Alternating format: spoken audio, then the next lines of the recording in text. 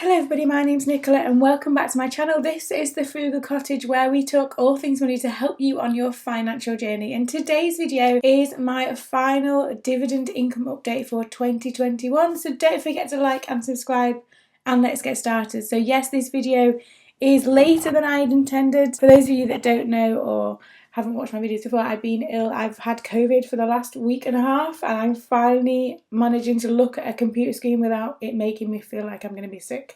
So yeah, so there we go. So a bit later than intended, but I'm excited to share this with you. This is my best month of the year. December, to be fair, tends to be my best month of the year, but this one is no different to the previous ones. I'm excited to share these numbers with you. And as always, before I get started, this is not financial advice. This is just me sharing my income with dividends with you to hopefully inspire you to start your own journey. And yeah, let's get started. So the majority of things that paid out during December for me were actually funds rather than individual companies, but that's okay. You'll see in a minute that some of the numbers here are much bigger than I've talked about in previous months, but it's onwards and upwards for my dividend. So the first one, let's get started. I think the first one is the only company. So Unilever is a fairly new holding in my portfolio. I talked about this last time they paid out, but it's a good kind of solid company to have in there for me as an income producer, so to speak. Remember, you need to do your own research. This is not advice, but this is the first payment in December and £16.19. Yeah, not that much, but it's okay as a start, and you'll see in a second the rest of the numbers are much bigger than that. But bearing in mind that in like March of this year I didn't get anything, even £16 is better than that. And remember, this is the 6th year I've done this now, so I'm building this consistently over time. If you're at the beginning of your journey and your numbers do not look like this, then please don't be disheartened. Just keep going, keep being consistent, and we'll keep going on and your numbers will build eventually. It's just about being consistent and staying the course as well. So the second one to talk about is the Vanguard FTSE UK All Share Index. This is one of the funds that paid out, and when I talk about funds, I have the income version of the fund. So when the funds, there's either accumulation or income. I have the income version because I want to build that income stream. You might not want to, it depends what your goals are for your own investments, but I have the income version of that. And this is, I think, the biggest payer. Yes, it is. So £219.67 from this one fund. I mean, that is such a good number. Imagine if I could get all of my holdings in my portfolio to pay out that. I would be laughing. But yeah, so that is the biggest individual payer I have in my portfolio. And you can see now that the numbers for December are much better than previous months, as they always are. But yeah, this is the one where I kind of, there's 3 funds that I'm going to talk about, and all of them pay out literally on the last day of the month. So I was waiting until right on that final day to find out what my total would be for the year and for the month, but I will share all of that as we get going. The next fund that paid out, again, these are all Vanguard fund as well. So this is Vanguard Global Emerging Markets, again the income version of this, and that was £67.03. So you can see here that the numbers are really good. And like I said, this has been the best month of the year, and it's almost been the best month ever, almost. It's like £5 short of being the best month ever. And the third and final fund that paid out in December is Vanguard US Equity Index. So I also have a Legal and General US Equity Index fund. The reason why I have both is that they pay out in different months, and that's the only reason for that.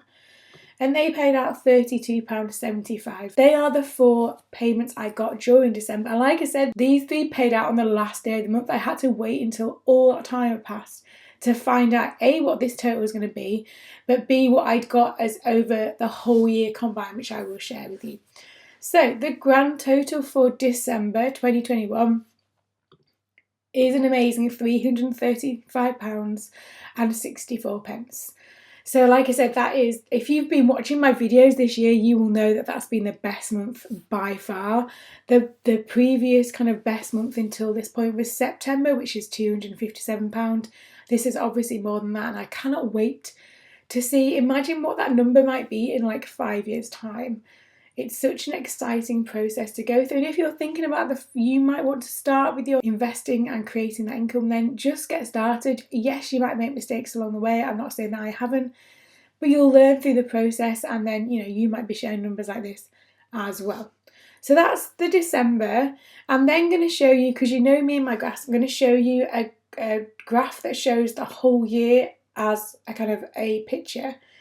And then I'm going to show you the actual numbers, what my total is for 2021 and how much I invested. So let's do that. So this is the visual representation of 2021 in terms of dividend income. And you can see there that it really does vary quite a lot.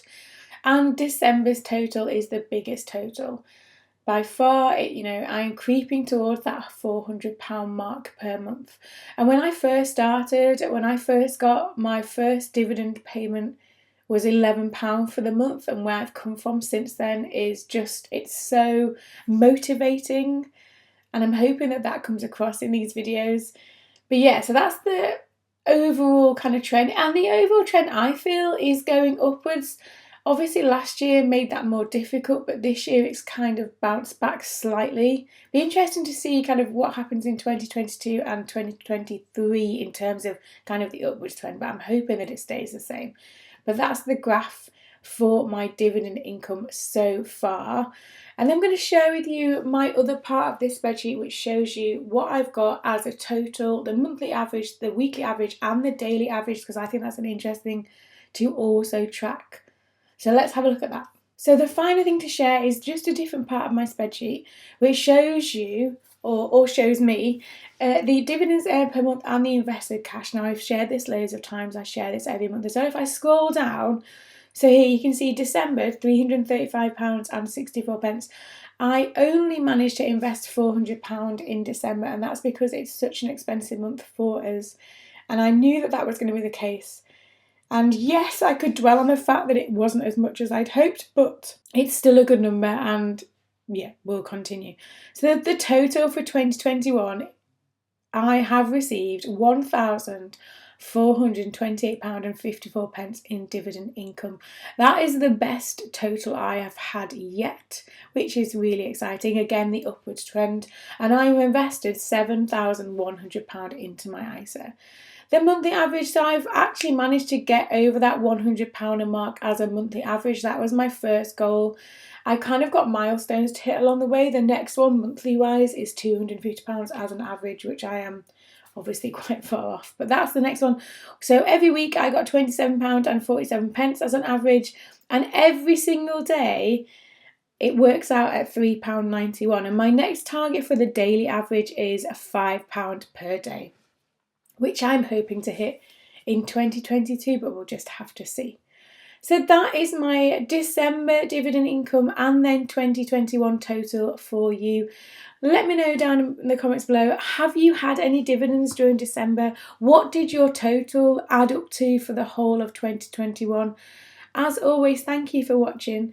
Don't forget to like and subscribe, and I will see you again very soon.